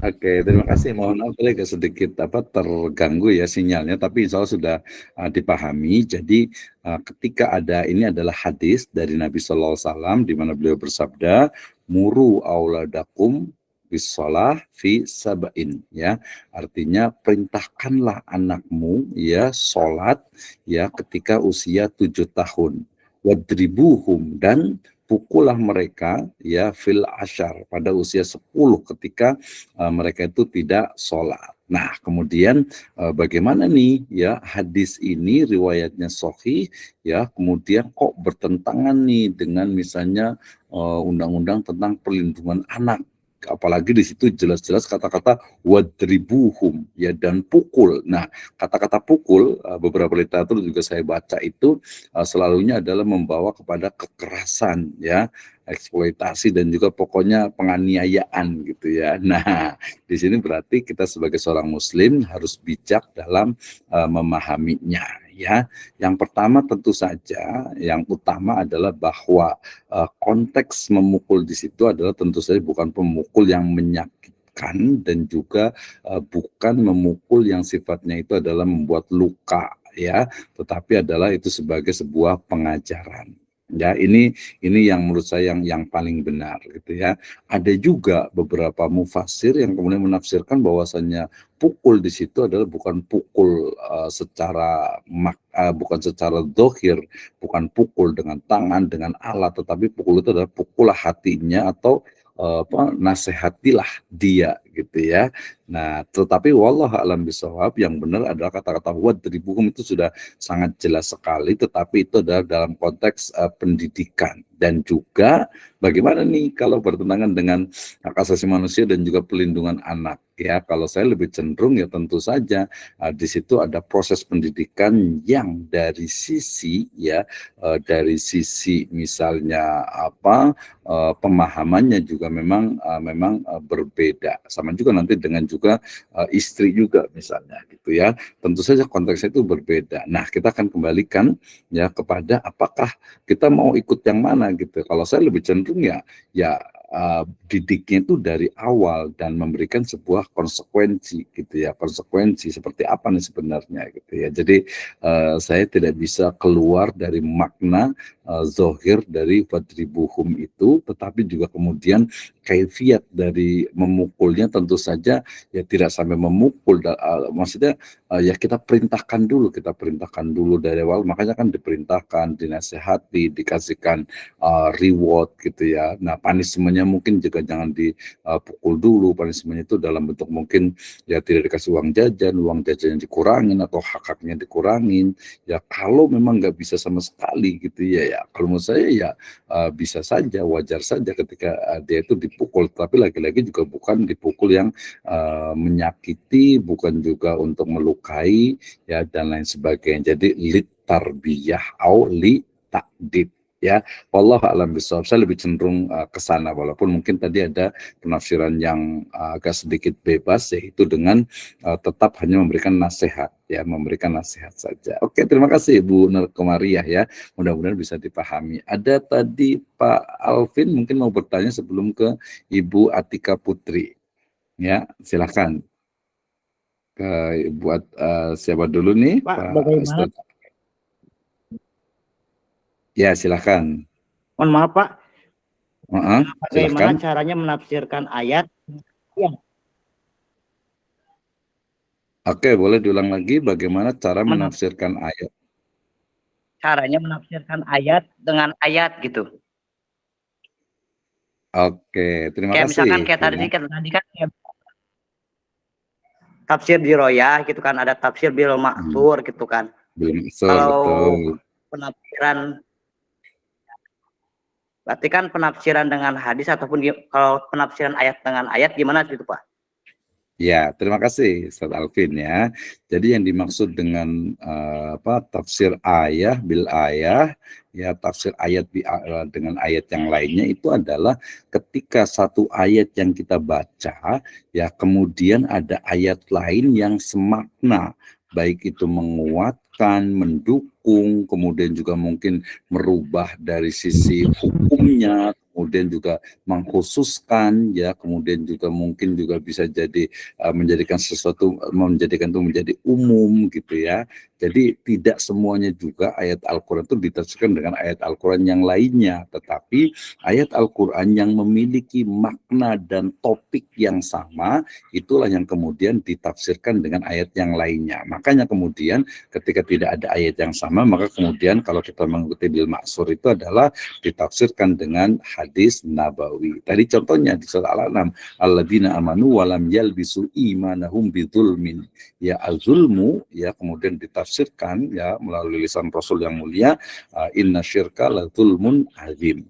Kemudian juga misalnya al-qari'ah, mal qari'ah, wa ma adraka mal qari'ah. Al-qari'ah itu apa? Kemudian juga yaumul qiyamah itu apa? Ya at-taghabun itu apa? Nah, itu jadi kita tahu, oh al-qari'ah itu adalah hari kiamat. Tadi hari kiamat yang konteks peristiwa itu seperti apa? Apakah al-qari itu sama dengan at-taghabun, sama dengan yaumul qiyamah, yaumul ba's gitu ya, yaumul akhir, seperti itu ya. Jadi sekali lagi ayat Al-Quran yang ditafsirkan dengan ayat Al-Quran yang lainnya adalah ketika satu ayat Al-Quran memiliki topik atau tema atau pembahasan yang memang sama dengan ayat yang lainnya ya, terutama tadi dari sisi menguatkan. Misalnya begini, jadi katakan misalnya ada kata-kata la ya, kata-kata misalnya apa, la misalnya itu dikatakan la taqulu ya, la taqulu amwalakum bainakum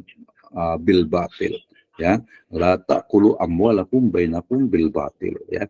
Jangan kalian mengonsumsi, memakan harta kalian dan juga harta orang lain bil batil. Tapi kemudian itu ada kata-kata illa antakuna tijaratan, kecuali dengan jalan perniagaan. Berarti kan di situ la-nya, ya, tadi hurufnya adalah kan haram, ya. Haram memakan kita itu apa, mengonsumsi harta kita dengan harta orang lain dengan cara yang batil. Tapi kemudian kita boleh juga makan harta orang lain tapi dengan cara tijaroh, dengan jual beli. Nah, ya, jadi penafsirannya bisa langsung di ayat berikutnya, ya, di ayat berikutnya. Misalnya juga kata-kata ya ayyuhalladzina amanu qu anfusakum wa ahlikum naro, ya, wahai orang-orang yang beriman, ku jagalah anfusakum, diri kalian, wa anfusakum wa ahlikum, dan keluargamu, nar, dari neraka. Jagalah itu seperti apa? Maka kemudian tadi bahwa menjaga itu nanti bisa maknanya, nanti ini biasa ambil itu tafsir dari apa, perkataan dari Imam Ali bin Abi Thalib yang mengatakan apa, adibu auladakum, ya, ajarkanlah adab atau berilah pelajaran kepada anak-anak kalian. Itu salah satu juga cara untuk menjaga dari api neraka. Nah, itu ya Ustaz Alvin, mudah-mudahan cukup jelas. Berikutnya Ibu Atika, apakah ingin bertanya? Oke, ya, nanti kita Assalamualaikum warahmatullahi wabarakatuh, Bapak. Waalaikumsalam warahmatullahi wabarakatuh. Mohon maaf sebelumnya, mungkin sepertinya pertanyaannya lebih jauh dari tema Nggak atau apa-apa, dari nggak apa-apa, pelajaran bebas hari ini. kita. Silakan. Begitu, begini Bapak. Jadi dulu saya pernah berangkat ke satu negara Syiah gitu ya Pak ya. Betul, betul. Pernah sempat belajar bahasa di sana, belajar budaya di sana, di Iran ya Persia, Pak ya. ya. Iya.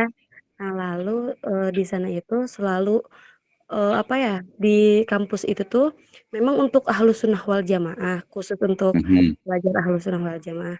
Tapi di sana itu selalu diberi moto atau kata-kata yang seperti mendoktrin, lalu sampai ditempel di dinding-dinding gitu ya Pak ya, bahwa Sunni dan Syiah itu bersaudara gitu Pak. Sementara kita sendiri tahu bahwa Syiah itu seperti apa. Jadi menurut pandangan Bapak, pendapat Bapak tentang Ahlus Sunnah dan Syiah itu bersaudara itu seperti apa gitu. Terima kasih Bapak. Ya, terima kasih Bu Atika, saya panggil Ibu aja nggak apa-apa ya. Ya, menarik sekali ya, di dalam hadis itu diriwayatkan bahwa sataftariqu ummati ala isna wa sab'ina firqatan, ya, atau juga dikatakan salasa wasabain, ya, ada 72 dan 73, ya. Sataftariqu ummati, di situ kan ini kita masuk ke ini ya, tafsir hadis namanya itu. Ya, sataftariqu ummati artinya umatku, ingat umatku, umati, ya, akan terpecah menjadi 72 atau 73 gitu ya. Nah, kata-kata umati di situ ya, sebagian memang mengatakan bahwasanya ya istilahnya itu aliran-aliran atau kelompok-kelompok yang firqah-firqah itu mereka masih umat Nabi Shallallahu Alaihi Wasallam, ya, secara umum. Tapi kemudian ya kita mengikuti saja Majelis Ulama Indonesia yang mengatakan bahwasanya Syiah itu ya bukan Islam gitu ya. Ini jelas di Majelis Ulama Indonesia. Kecuali mungkin ada beberapa yang berpendapat tentang Syiahnya Zaidiyah misalnya gitu ya. Tetapi yang Isna Asyar dengan Imam 12 dengan yang Ja'fariyah itu yaitu dianggap bukan Islam. Wallahu a'lam bishawab. Tetapi kalau saya lebih cenderung juga mengatakan ya kita merujuk kepada Majelis Ulama Indonesia tentu saja, tetapi kemudian yang mereka sebagai bagian dari umat manusia juga yang mengklaim mereka itu Muslim, ya harus kita sampaikan ya, mungkin ada bukan lagi ukhuwah Islamiyah tetapi lebih kepada ukhuwah insaniyah, ya. Selama mereka tidak menggunakan kata-kata Islam atau mungkin juga mereka tidak mengganggu dan lain sebagainya, ya mereka sebagai manusia sebagaimana juga orang non muslim kita juga harus hormati, ya. Dan ini memang cukup sangat-sangat ini ya sangat-sangat kritikal ya, sangat-sangat kritikal. Tapi saya mengikuti dari beberapa literatur, dari beberapa yang saya pahami dan juga fatwa dari Majelis Ulama yang cukup banyak ini, sehingga kemudian sangat jelas sekali. Wallahu a'lam bishawab. Yang pasti ukhuwah wataniyah dan juga ukhuwah basyariyah itu juga menjadi bagian juga yang harus kita perhatikan. Wah, ini kayaknya makin banyak nih ya. Mungkin saya kasih waktu 1 menit ya, Ustaz Abdul Syakur dan juga Ustaz Puji ya. Silakan Ustaz Abdul Syakur dulu nih kayaknya nih. Mungkin nanti kalau kurang nanti kita akan tambah lagi di kayak semakin ramai ini ya, semakin malam ini. Silakan Ustaz Abdul Syakur. Ya, terima kasih Pak dosen. Assalamualaikum warahmatullahi wabarakatuh. Waalaikumsalam warahmatullahi wabarakatuh. Ya, mungkin ini tadi dalam cara menafsirkan Al-Quran itu Bapak menyebut ada 2 ya, bil maksur dan bil ro'yi ya. Saya pikir dari yang pernah saya baca itu ada satu lagi yang belum disinggung itu Pak, yaitu tafsir bil isyari ya. Atau itu biasanya cara menafsirkan Al-Quran yang biasa dipakai oleh kalangan sufi itu. Dan ini sebenarnya cukup banyak penganutnya, bukan cuma di luar tapi di Indonesia juga gitu. Ini cuma apakah yang saya baca itu keliru atau gimana gitu, mohon tanggapannya. Kemudian tadi dalam mendefinisikan tafsir gitu ya, kalau nggak salah itu Bapak kalimatnya menjelaskan ayat-ayat Al-Quran yang belum jelas gitu Pak ya. Kalau nggak salah itu ya. Menurut saya kata belum jelas ini agak problematik gitu ya, karena dalam kitab-kitab tafsir itu tidak ada pembedaan antara ayat Al-Quran yang jelas dan yang belum jelas, semua ditafsirkan gitu. Jadi kesannya kalau ada kata itu, kata yang belum jelas itu, seolah-olah tafsir itu hanya dikhususkan untuk ayat-ayat Al-Quran yang belum jelas. Padahal kenyataannya di kitab-kitab tafsir kita mendapati bahwa semua ayat itu ditafsirkan. Mungkin demikian aja Pak. Assalamualaikum warahmatullahi wabarakatuh. Waalaikumsalam warahmatullahi wabarakatuh. Baik, luar biasa nih Ustaz Abdul Syakur ya. Tadi yang terakhir, yang pertama itu terkait dengan tafsir bil isyarah, betul ya.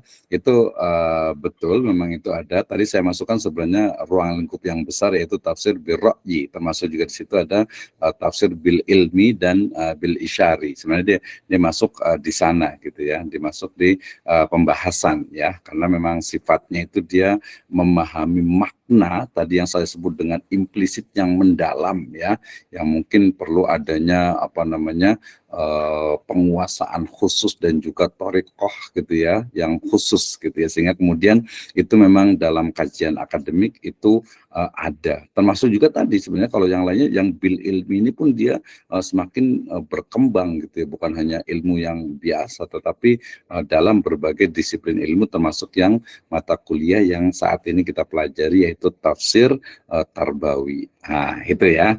Jadi betul memang seperti tadi saya masukkan ke tafsir bil ilmi, itu yang pertama ya.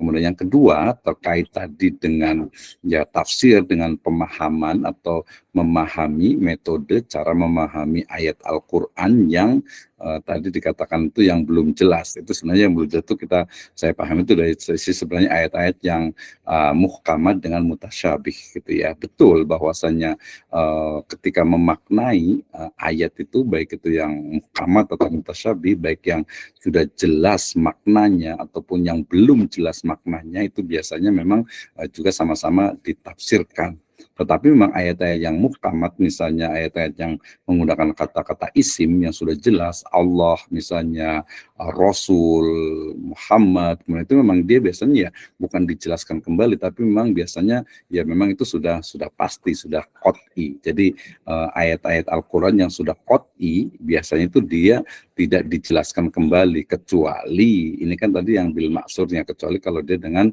tafsir ilmi atau tafsir isyari itu tadi gitu ya. Makanya ketika tafsir isyari kemudian menyebut dengan kata-kata misalnya Yasin ya, Yasin itu apa gitu, kemudian dia akan dieksplorasi dengan basic dari keilmuannya tadi itu, sehingga kemudian ada yang menyebut Yasin itu adalah ya Nabi Muhammad SAW, atau mungkin alif lam mim, kemudian alif itu Allah, lam itu Jibril, mim itu adalah Muhammad.